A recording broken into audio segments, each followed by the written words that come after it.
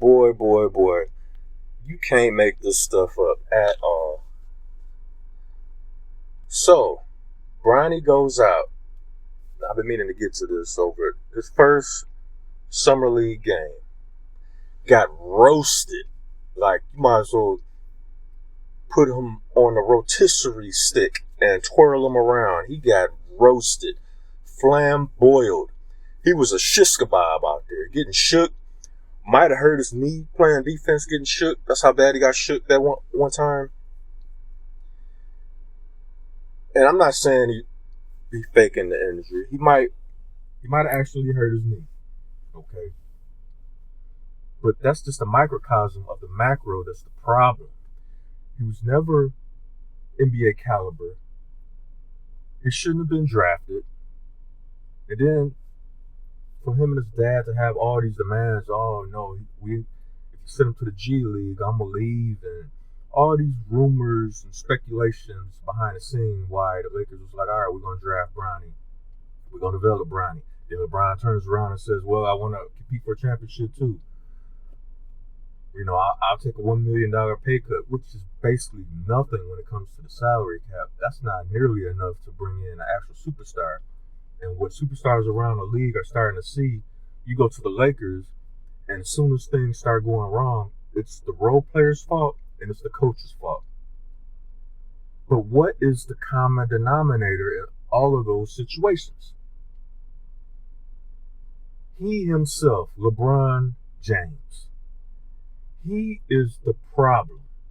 He is the passive-aggressive cancer to that organization. The passive-aggressive cancer to the NBA as a whole. Him and Clutch Sports, Rich Paul, all them dudes as a collective unit, they are cancers to the NBA as a whole. And I noticed Clutch Sports, I don't know if there's like one guy, maybe they got a couple guys. They got at least one guy that they're representing in the NFL. I guarantee you the NFL is not gonna let them get away with this crap. They're not gonna be able to bully their way on into the NFL circles and get these players to hold out, act a fool, demand trades, act passive aggressive to get teams to want to trade them or cut them. That ain't gonna fly in the NFL. And I'm starting to think at the next collective bargaining agreement between the players union and the NBA, the NBA needs to really strongly consider leaning more towards the NFL way of doing business with players. Since players are going to put themselves and their brands ahead of everything, from a business point of view, I understand that. I understand. Do what you got to do when it comes to negotiations.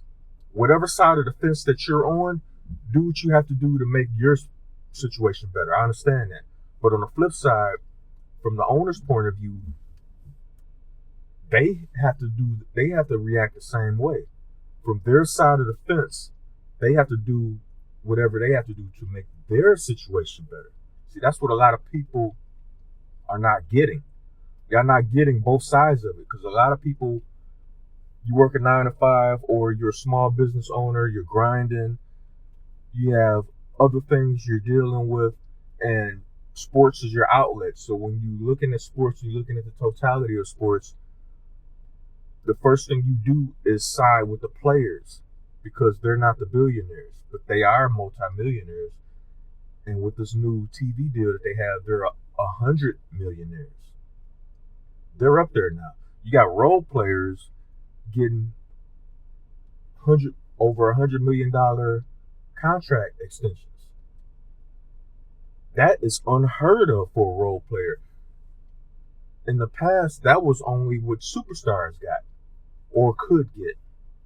If you were going to give a player $100 million, they got to be the superstar. They got to be the cornerstone of your franchise. The sole reason why you would even sniff an NBA championship. Now you got guys sitting on the end of the bench, could be the 6th, 7th, 8th guy coming in.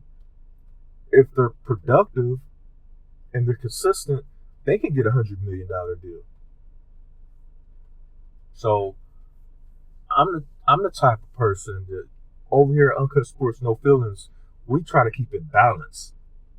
Like, yeah, I understand. Just like the whole nepotism thing with LeBron and Bronny, I understand as a father, if you have the ability and you're able to do that, and you're allowed to do that, do it. But on the flip side,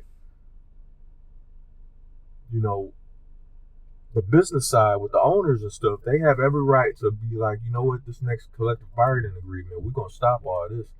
Because what's going to happen is the NBA is going to eat itself. This mega deal, this mega TV deal and streaming deal that the NBA has, it's the reason why role players are able to get $100 million deals now. But if they keep going down the road that they're going, these mega deals that they currently have, these TV deals, they're not going to be able to get another one. And then what's going to happen? The NBA is going to start going backwards. They're going to revert back to where, okay, now the role players, you're no longer able to make that kind of money because that kind of money has to go towards the superstars. And the superstars are going to be getting paid a lot less money than they're making now. See, that's one of the mistakes that the NFL made with the NFL ticket. And their pricing, their unbalanced pricing and price gouging when it comes to the NFL ticket. They just lost that case in court. Now they have to pay out millions of dollars to subscribers from when did it start? The cutoff is 2021. And I think 2011 maybe. It's a long, over a decade problem that the NFL have been fighting because they got too big for their britches. They were making money hand over fist, and they was like, whoa, we can pretty much do what we want as a whole.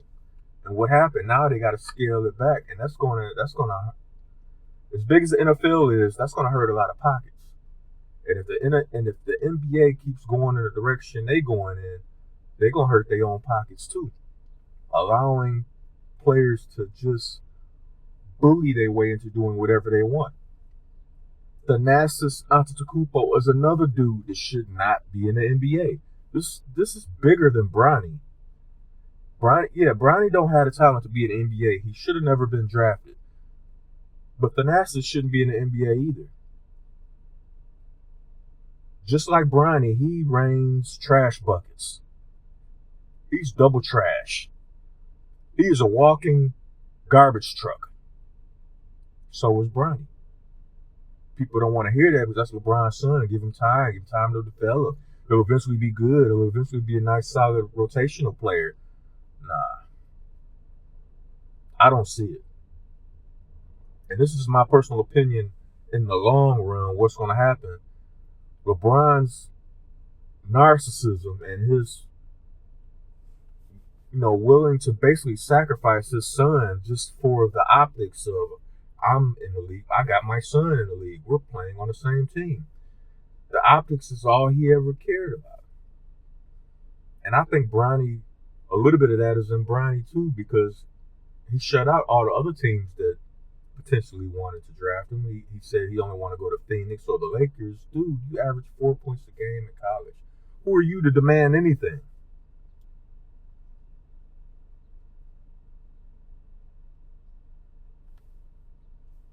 And it's crazy what's going on in the league right now. And now they're saying Bronny probably not going to play a Wednesday summer league game because supposedly swelling on her knee. He has basically a knee injury, swelling in the knee or something.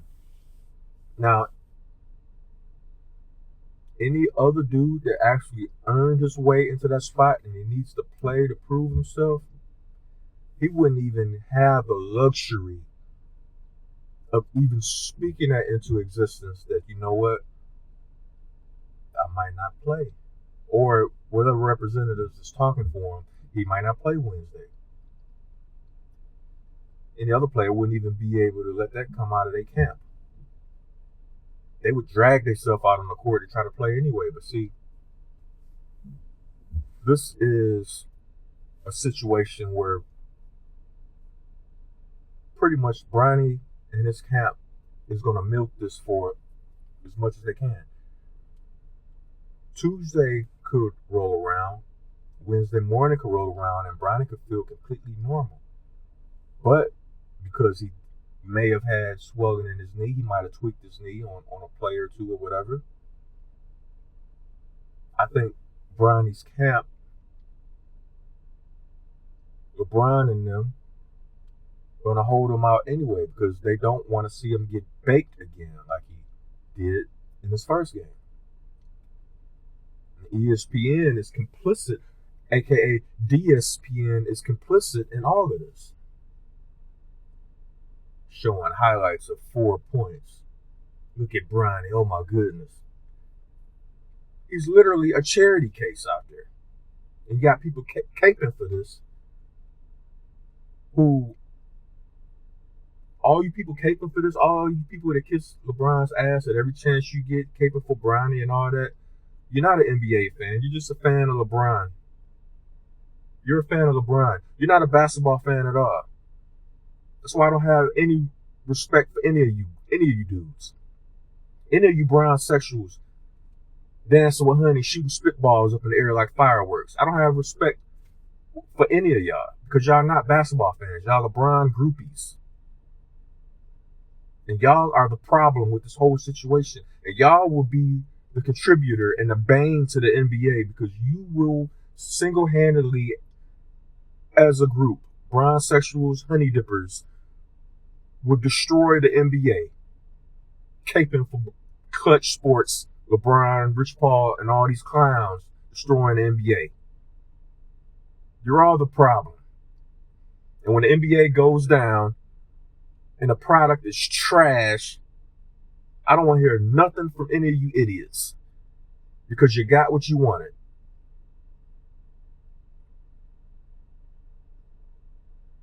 Yo, subscribe to my channel.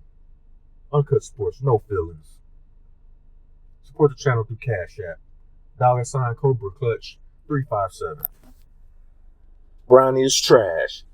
Yeah, I said it. I'm out.